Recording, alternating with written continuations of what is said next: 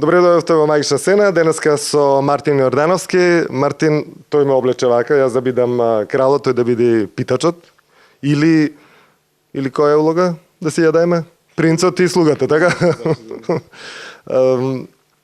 Мартин е еден од моите омилени актери во театар за деца и младенца, затоа што многу лесно може да направи трансформација од еден лик во друг и да не го познаете дека е тој истиот.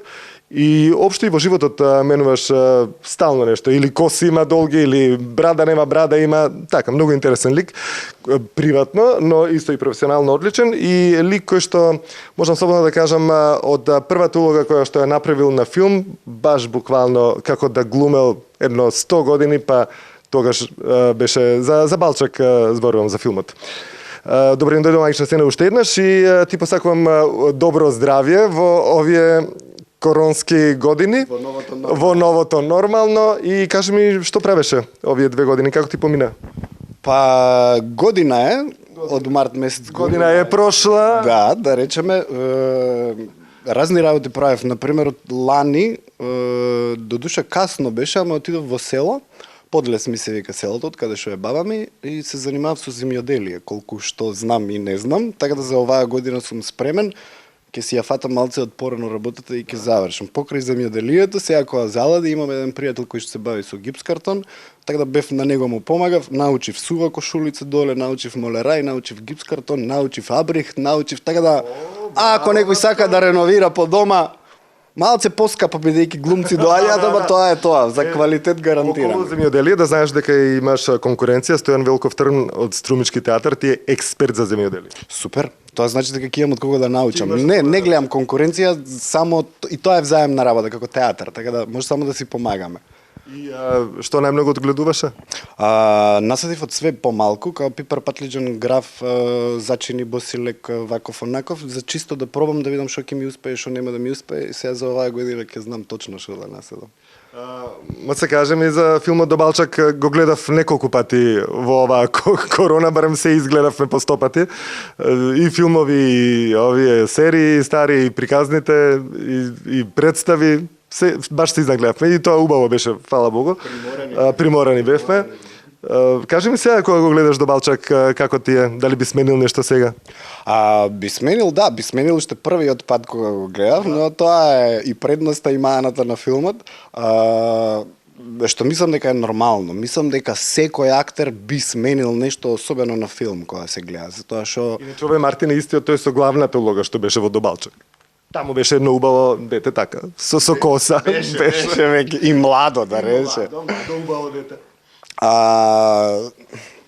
Би сменил, да, но знаеш, од друга страна не би сменил затоа што како искуство беше огромно искуство, затоа што буквално јас барам се чувствував така како да сум фрлен во оган и поради францускиот јазик и немавме многу проби со Столе Попов, така да едноставно избран си, глуми, и тоа беше тоа, така да... Како одеше, што те избра, како беше тоа избирањето? Избирањето беше наредовен процес на кастинг, кастингот на ФДУ се одвиваше со тоа што воопшто не ни помислив дека, пошто дремев јас на ФДУ во бифето и ајде нормално на кастинг одиш, не ни помислив дека нешто, дури и ми го пратија цело сценарио. И во тој момент мене не ми, затоа што најчесто праќаат сцената која што треба да ја работиш, ми го пратија цело сценарио, ни тогаш не помислив дека би можело јас да сум тој. Да. 3 или 4 кастинзи, нешто така беше за на крај, да. Знам кога се видовме беше шокиран, викаш, леле, сега ќе глумам во филм главна улога, викам, супер.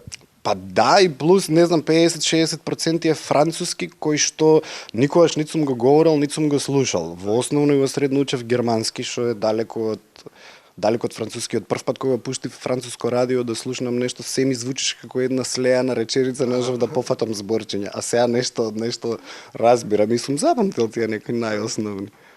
Колку беше снимањето? Снимањето требаше да биде 60 дена, а траеше 90 дена. Кај се снимавте?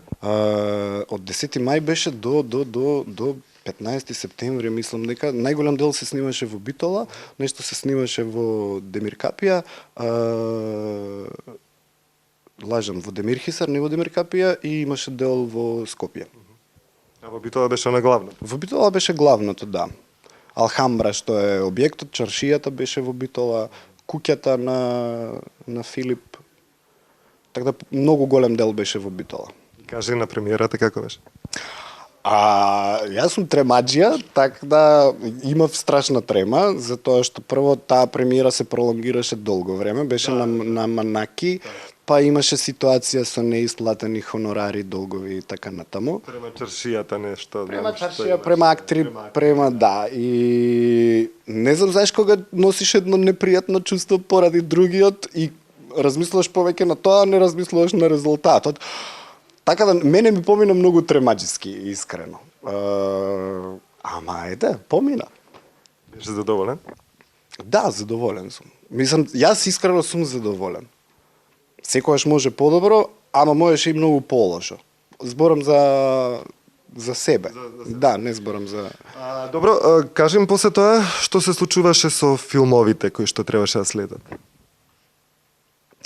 После тоа настана кај нас една ситуација, барем од моја гледна точка, каде што прво се смалија буџетите, автоматски со тоа што се смалија буџетите, продуцентите, режисерите се обврзани или приморани на некој начин да бираат помал број на актери.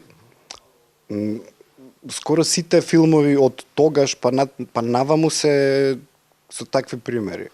Со мал број на актери, ама тоа е тоа. Сега, барем во оваа ситуација па и нешто се снима, знаеш, не колку толку нешто се работи, не се стагнира. Театарот или се останато филм, серии подеднакво или нешто предност? Едното и другото си имаат своји предности и своји мани. Театарот има предност за тоа што се случува тука и сега и има размена на енергија со публиката. Тоа е таа убавина. А филмот па носи една друга убавина и друго задоволство, со тоа што конкретно, например за францускиот, кога 7 пати, 10 пати ќе се вратеше една сцена каде што ја говорам француски, на 7-миот пат веќе не е тоа механички, ама јас не знам како успеав да ја изговорам реченицата за да звучи како што треба, пошто јас знаеш кога ќе го повториш 7 пати едно исто по друго, така да апсолутно би го бирал и тоа и тоа. Апсолутно и тоа и тоа. Плюс знаеш како на филмот па вечно млад остануваш? И тоа е точно, да. Кога да те видиме си тој. Да го кажам за да не звучи нескромно, ама да. И тоа е навистина една убавина која што мислам супер е што денеска технологијата е преразвиена и ќе се развива уште понатака, така да има нешто што ќе остане. Не знам како да го кажам. Малце, знаеш, чудно е, пред некој ден гледав на една од нашите телевизии даваат стари македонски филмови, голем дел од глумците веќе се отидени на подобро место. Ама вакако и звукот е таму малце чуден, како на назали да зборат на нос. Гледаш, учиш занаед, споредуваш, технологија оди напред, се тоа. Мацко, кажи ми за имиджот нов од кога ти е? За некоја улога или не? Имиджот ми е од кога не ставија во карантин, да. После тоа што тука во театар морам да сум бричам цело време, ако имам потреба од бркови или брада ги лепат. Нашиот драг Киро ги лепи, ги прави совршено. Така да, искрено ме мрзи да се бричам. Не знам како ми стоја и не се замарам. Многу у село никој не ме прашува, вака ме поздравуваат и тоа е тоа. Не е за ништо конкретно. Знаат дека си глумец во селото? Знаат, да. Па нема и таму има 3 канали, ме разбираш, па по сплет на околности, случајности го гледале до Балчак, да. Така да не ми е за ништо конкретно, а не сум се ни сликнал, пошто не знам зашто. Чисто да остане, може би на некој некогаш ќе се рече, чекај, па може и он да игра комита, не му е толку ретка брадата, не му е толку ретка брада. Представите овдека се, да речам, и куклени, и физички представи со деца, по правило треба да бидат, но имаше и обиди кои што беа успешни со младинци, имавте такви представи, од нашиот клас па уште неколку представи. Каде ти е најубаво, каде е најубаво пловиш? Па види, и тоа исто е како театарот и филмот. Не е одговорноста помала кај децата, нити пак и поголема. Сметам дека одговорноста на актерот треба да е иста, без разлика пред која публика игра. Се уште ми е поубаво за деца. Со тоа што има моменти кога навистина сакаме да одиграме нешто кое што не е за деца, ама позатоа за среќа имаме Артопија како невладина организација, затоа ја направивме, играме таму. Ама со деца ми е се уште нешто посебно. Тие пресија до Артопија во МКЦ ги дававте? Или Дел тука? дел во Чаршија, па не, тука просторот многу ретко да го начекаш слободен. И да го начекаш слободен на пола саат, додека некој прави некаква пауза, така да. Да, најчесто во МКЦ имавме во Ситис и во Чаршија, таму у Жегнатост ја игравме. И, не докаже извини за детските, сепак тие тука на љубаво, така? Па да, затоа што мислам се тие се истите стандардни моабети дека децата се искрени и дека дека ама стварно е така.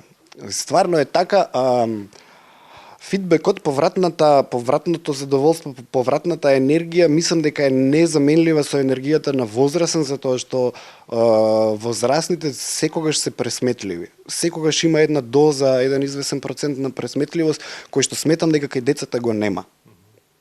Они не дека не се пресметливи, ама на друг начин, искрени се, за разлика од нас.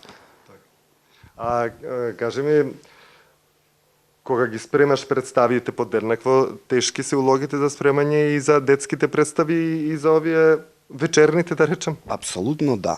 Апсолутно да. Не мора да, еве да речеме во една представа за возрастни, да треба да играш слуга или келнер и да имаш една реплика, едно зборче, е многу тешко. Затоа што ти треба да бидеш впечатлив и во тоа. И треба некако и да тој келдер да му најдеш некаков карактер. Така да, апсолутно е тешко, да, затоа што нас ни се случува, има една представа Бајка за царот Нај, каде што менувам 6 или 7 лика во една представа. И сега, знаеш, не може да има реакции, ама ово е пример змејот од предходно или мечката од предходно, што е нормално, затоа што јас гласот можам да го сменам, ама пак сега децата да не ги подценуваме. Така да со тие проблеми ние тука се занимаваме. Како да бидеш различен, како да не се повториш од предходна изведба, од предходна представа не од изведба, него да е различно. Детето знае дека јас сум Мартин, на пример, или Могли, или како и да е, ама не е лесно. Сега не ми текнува со што да го споредам, ама сметам дека не е лесно. Ги прашам, Извини, оперско дело или музичко дело за деца е исто толку тешко колку што и за возрастни, така да. обично ги прашував твоите колеги некои прашања онака од историја, од географија. Ти сами од себе си го наметнал биологија со земјоделиево. Па ајде нешто да видиме што побрзо никнува доматата или крставицата. Што побрзо никнува доматата или крставицата? Горе-доле релативно исто никнуваат. Затоа што се едносезонски култури. Да речеме, горе-доле исто никнуваат, за недела дена ќе израти, за 2 до 3 недели веќе станува здраво стебленце и после тоа можеш да го пресадиш слободно надвор. Значи, важно е за нив да не фати слана, се покриваат со тие се викаат пластеници, за да не фати слана. Ако фати слана, ќе се уништи и тоа е. Дека треба да си таму цело време. Многу е интересно. Многу е интересно. Например, оревот, никнува многу споро и расте многу споро. И затоа, например, има една теорија дека млади луѓе не би требало да садат орев, затоа што оревот кога ќе достигне, стеблото на оревот кога ќе достигне дебелината на човекот, на вратот на човекот, практично човекот ќе се угуши, тоа е теоријата. Не сум сретнал јас до сега некој таков да ми го потврди тој пример. Ама, например, оревот кога ќе достигне известни години, затоа е тој многу скап, затоа што има одредена вредност и е посебен како квалитет и како све. Овие се например, компир е доста лесно. Копаш, садиш за компирот е важно неколку 3 пати као да го нагрнеш едно на друго, затоа што како што расте во висина, кога ќе нагрнеш ти со земја, плодовите, компирите тука почнуваат пак да... Интересно. Под орев, например, не се сади затоа што оревот не произведува кислород, него произведува јаглерод диоксид. Затоа е таа теорија дека не се заспива под орев, доколку нема било каков провев на воздух. Затоа што едноставно оп и ќе си заспиеш за навек, што бе рекле, да. Добро, се враќаме на првата представа во Театар за деца и младинци. Првата представа во театар за деца и младенци беше, се викаше Рекламна бајка. Јас уште не бев тогаш вработен. Текст на Русомир Богдановски и режија на Русомир Богдановски. Тоа е поприлично стар текст, го имаат работено и порано, не знам пред колку години, али пред доста. И сега како адаптација направија. Некоја, нажалост, таа представа многу кратко време се играше, имаше гости од страна, па по сплет на околности така некако се случи и не знам, ми беше многу пријатно. Стварно бев одлично прифатен тука, зборувам комплетно од сите. И ете така, таа рекламна бајка. Јас кажи. Првата голема улога во театар за деца и младенци? Првата голема улога, јас сите си ги рачунам за големи, па да, пошто мислам се Првата главна голема улога. и таа беше главна. А и таа беше Да, и таа беше главна, пошто тоа е дете голомеше, демек кое што овакво. После тоа беше Страшилото во Волшебникот од Оз, која што исто ја сметам за улога. Мислам, ајде не е главна, не е Дороти, ама сепак тука си цело време си они се сите се заедно. И после тоа искрено не ми текнува што следуваше после таа. Ама ете тие две ги имам запамтено за тоа што ми беа посебно драги. И на почеток бе. Па да, првата како прва, а втората, мислам, за мене Волшебникот од Оз е наистина фантастична представа. Нема врска тоа што јас играм во неа, ама сметам дека е фантастична представа и тоа е докажано по странски фестивали каде што сме земале гран-при по 4, по 5 награди за таа представа, така да за таа ми е криво што не се игра веќе, да. Нема да се игра. Па не знам, тоа треба раководството да одлучи. И последната представа? Последната моја беше одамна. И сега гледаш, не ни памтам која беше последна. Затоа што во овие 3 премиери кои што се извадија сега не учествував јас. Значи била дури лани. Сигурно. Па ајде да не правиш долга пауза за да не можеш да ја памтиш, да ти биде барем сега најбрзо некоја. Ајде, јас би сакал само сега работава што сме ограничени максимум 5 актери кои што може да учествуваат во представа. Јас такви имам малце, односно имам 2. Имаме една колешка која што е трудна и е пред Симонче, ајде. Добро, ајде, не знаев дали смеам да кажам, ајде. Симона. Лесно нека оди пораѓа. И така, ете, тие каде што играм, каде што се мал број на глумци, па има некои такви работи кои што се убави за разлика од оваа цела неубава ситуација. Ама ете, ќе дојде. Епа, Мартине, ти посакувам многу успех во земјоделието, многу успех во рисување во тоа како и да се вика. Тој дел од твојот професионален ангажман и овај вистински професионален ангажман да почне баш да се заврши ова се и да почнат да функционираат театрите и да почнат представите да функционираат и да дојдат публика да ги гледаат, посебно вас децата, зашто вие некако глумците од театар за деца и младенци не можете без деца, некако сте деца во душата сте цел живот и така некако ви фалат овие другите деца да ве гледаат од другата страна. Фала ти многу на поканата, фала ти на убавите зборови, фала ти што ја сим на круната пред мене за да бидеме на исто ниво. И се надевам дека за кратко ќе заврши, затоа што секогаш после дождот доаѓа сонце. Ние сме веќе толку наполнети со енергија. Јас многу пати сум го кажал. Дождот доаѓа од полжавите и печурките, така? Види, дождот за некој носи убава работа, за некој не. За земјоделецот носи убава затоа што ќе му еднаква си земјата, ама па некој доле ќе му направи потоп, ќе му однесе нешто што не треба. Така да секогаш работата 50-50, ама ете да се надеваме на најдоброто, да размислуваме позитивно. Ние актерите може да трчаме, да джогираме, да пливаме, не знам со падобран да летаме, ама доколку не излеземе на сцена и таа енергија што ја носиме да ја потрошиме на сцена, се е џабе. Јас може физички да се уморам и сум се уморувал, ама кога ќе легнам, мозочето пак ми работи милиони, ти пак не можеш да заспиеш затоа што имаш нешто друго кое што сакаш да го потрошиш на друго место.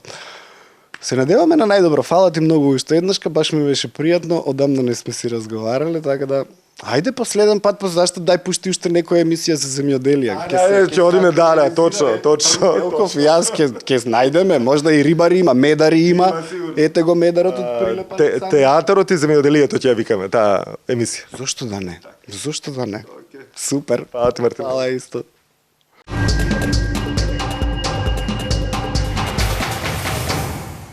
Добро ја одева Мајкша Сена и за Никола Наковски, еден млад актер од Куманово ни доаѓа. Кажи ми, Никола, кај пукна првата пушка во Прилеп или во Куманово? Во Куманово. Куманово. Ќе се прашам, јас сум од Прилеп, во Прилеп пукна првата пушка. Како ти е во театар за деца и младинци? Тука си веќе 2 години. За брзо време те вработија после завршувањето на факултетот. Додека беше на факултет, играше и во МНТ и после тоа исто. Ти почна убаво. Кажи ми, детството ти беше она како некои од глумците кои што биле предодредени да бидат глумци, поделе во рецитаторски секции, во драмски секции, или си од оние кои што не знаеа што да студираат, па се запишаа на глума? Не, па вака, детството немав никаква врска со уметност. Мислам, си пратев театар, концерти и такви работи, ама реално сакав да се запишам на факултетот за драмски уметности во средно кога влегов и тогаш почнав да се занимавам аматерски со театар. Во Куманово имавме и трупа со исто едни мои преблиски другари и другарки кои денеска некои од нив стана и мои добри колеги. Така да љубовта се роди таму за театар и знаев дека ќе се запишам на факултетот за драмски уметности. Не знаев порано уште од мали нозе знаев дека сакам да бидам актер, не знаев, сакав да бидам многу работи, ама после тоа љубовта се роди и се зацврсти и тоа се круниса со моето примање на драмскиот факултет во Скопје. Кажи ми, Горан и Кети Илич од Куманово, како те дозволија да дојдеш во Скопје? Па тие ме спрема уствари за факултетот, со Кети се спремавме. И тоа беше исто едно долго напорно лето со многу работа, многу проби. Јас мислев дека ќе биде поедноставно, дека само си одбираш тексти, не знам, рецитација и си излегуваш и си кажеш, арно, ама не беше така. Се спремавме многу добро се спремивме. Со нивна помош буквално успеав да се спремам многу добро и да го покажам најдоброто од мене во тој момент и да влезам таму. Како беше после од кога влезе? Нови луѓе, ти единствен од Куманово? Не, имав и уште еден колега во класа, да, Жарко Јовановиќ. Беше многу добро, мислам, бев преполн со ентузијазам и желба за учење и за знаење и мислам добро, нормално со многу турбуленции, не секогаш тоа беше, нели, најдобро прикажано од моја страна или како и да е, но таму направив многу, си решив дека тука можам да грешам. Сега ако не грешам, кога ќе грешам? И буквално си се предизвикував со секој испит следен, било каков, дали е тоа од теорија или од пракса, најмногу во актерска игра, со помош на професорките, што ги поздравувам во овој момент, Сузана Киранџиска и Кристина Леловац, со нивна помош успеавме да направиме супер испити и многу убаво не пратеа кој како расте, како глумец и како актер. Истото и јас имав многу желба за различни работи, од семестар во семестар да играм различни работи, да се пробувам во различни ствари, да идам од екстрема во екстрема и мислам дека успеав доста успешно, да. Дојде поканите за во преголемите представи, да речеме од МНТ, Мајсторот и Маргарита, за мене врв представа најдобра досега изиграна во македонскиве театри. Како беше чувството да работиш со еден преголем режисер, со преобемна екипа на актери, тогаш ги запозна сите, претпоставувам? Тоа беше еден многу убав ден. Имавме актерска игра и професорката ни соопшти дека режисерот Иван Поповски сака да му играме во представа сите. И прво, самото тоа што сите, цела класа ќе играме во една огромна представа и во еден огромен проект, ни беше као, не можевме да поверуваме буквално. После тоа почна процесот и, како што кажа ти, буквално ги запознавме големците на македонското глумиште, работевме со огромен режисер и тогаш видовме уствари што всушност како тече еден сериозен процес и се тоа и да работиш еден таков класик не е мало залче воопшто. Напротив, и тоа ни помогна на многу од нас да се стекнеме со едно искуство на кое утре, денеска, многу ми помогна, као да се справам со други представи, со режисери, со други големи колеги и глумци, така да искуството беше, не знам, незаменливо во секој случај. Не траеше долго? Искуството? Не траеше долго представата, сакам да кажам. Па не. Се играше една година, мислам дека или така некако, но знаете, тоа беше огромен проект и такви големи проекти коштаат. За да се одржи такво нешто треба многу силна продукција, така да греота, лошо се изразив, ама треба да вложиме во добри продукции за да можеме и да си дозволиме едни големи проекти како што еден од нив е Мајсторот и Маргарита. Потоа дојде Мама Мија, еден преубав проект и ти одма запознавање со Никола. Да, тоа Мама Мија се случи многу случајно. Се отвори аудиција и јас тогаш бев дипломиран. Одев на сите можни аудиции каде и да има отворени, дали е за филм, дали е за театар, и буквално отидов на тепка, пошто не се сматрав себе си за добар пејач, прво и основно. Знам да играм и се тоа и да танцувам, ама си велам ајде да ја пробам среќата, си ја пробав, успеав по една многу макотрпна аудиција која траеше долго време со многу кругови.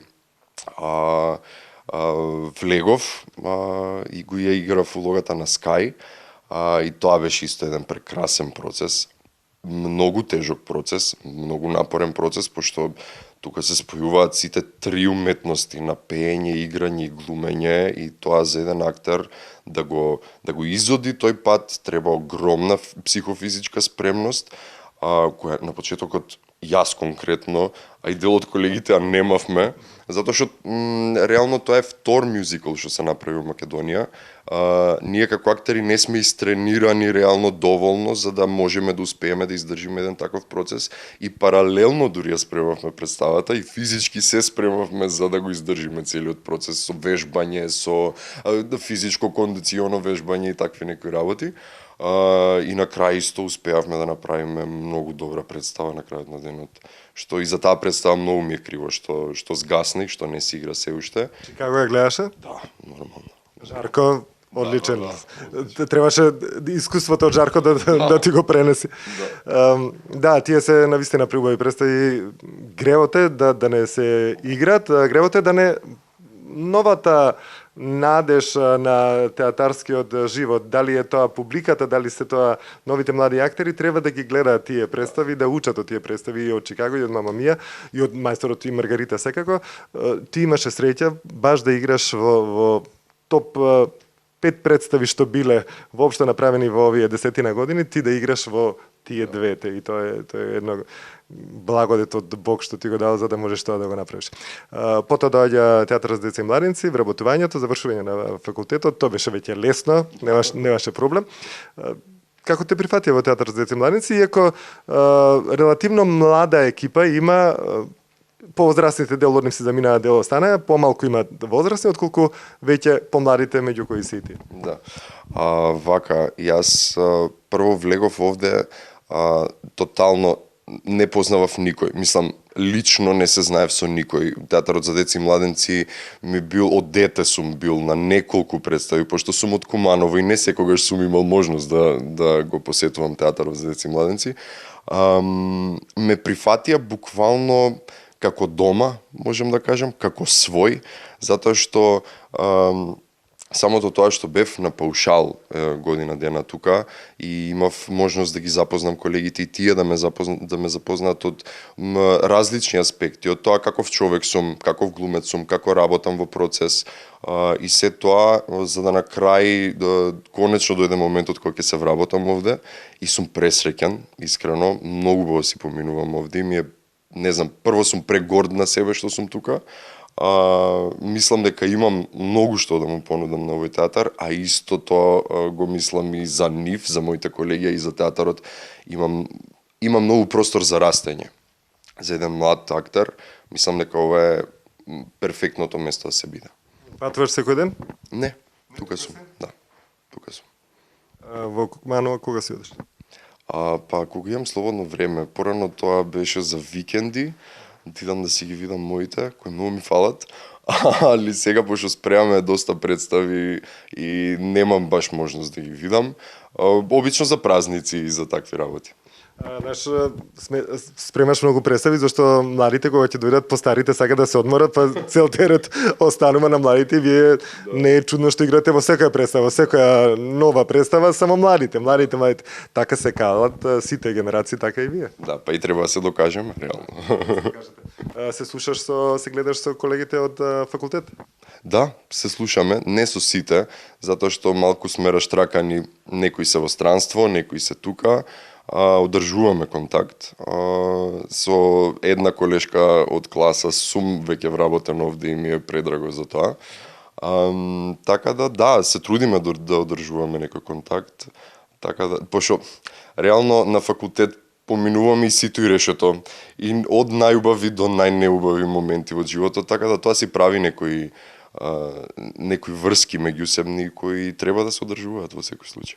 Ај што падна на првото прашање кај пукнала првата пушка, кажи барем за поправен на крај дали имаш девојка? Немам се уште. Не. Тука еден плюс, ајде женски иди слободно обратете се, тука Никола е слободен, да не е слободен повеќе од месец дена, вакво убаво и паметно дете не се пропушта. Фала ти многу, Никола, што не беше дел од магична сцена. Ти посакувам убав живот како што го имаш и така се нека си тера како што треба. Фала, истина вас. Се гледаме.